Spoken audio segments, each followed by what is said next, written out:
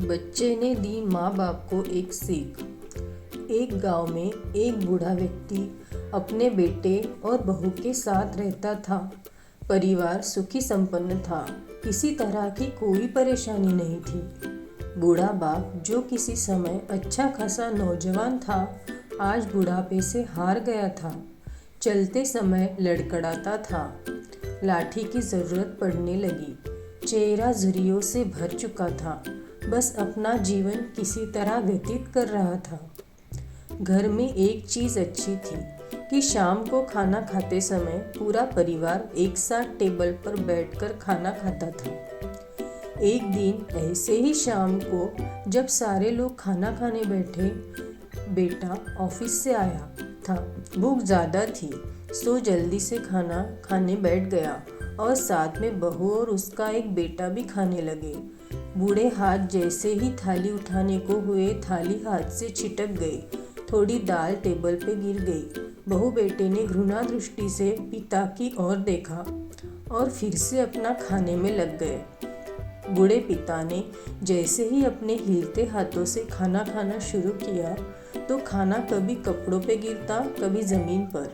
बहू चिढ़ते हुए कहा, हे भगवान, कितनी गंदी तरह से खाते हैं, मन करता है इनकी थाली किसी अलग कोने में लगवा दे। बेटे ने भी ऐसे सिर हिलाया जैसे पत्नी की बात से सहमत हो। उनका बेटा यह सब मासूमियत से देख रहा था। अगले दिन पिता की थाली उस टेबल से हटाकर एक कोने में लगवा दी गई।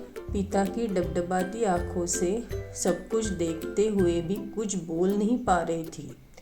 बूढ़ा पिता रोज की तरह खाना खाने लगा। खाना कभी इधर गिरता, कभी उधर।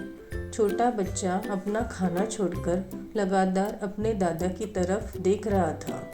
माँ ने पूछा, क्या हुआ बेटे, तुम दादाजी की तरफ क्यों देख रहे हो और खाना क्यों नहीं खा रहे? बच्चा बड़ी मासूमियत से बोला, माँ, मैं सीख रहा हूँ कि वृद्धों के साथ कैसा व्यवहार करना चाहिए।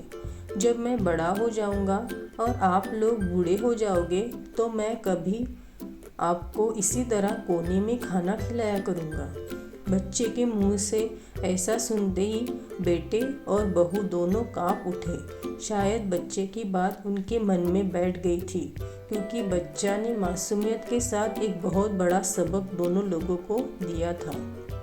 बेटे ने जल्दी से आगे बढ़कर पिता को उठाया और वापस टेबल पे खाने लिए बैठाया, और बहू भी भागकर पानी का गिलास लेकर आई कि पिताजी को कोई तकलीफ न हो।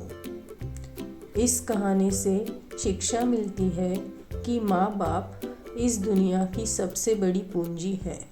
आप समाज में कितनी भी इज्जत कमा ले या कितना भी धन इकट्ठा कर ले, लेकिन माँ बाप से बड़ा धन इस दुनिया में कोई नहीं है।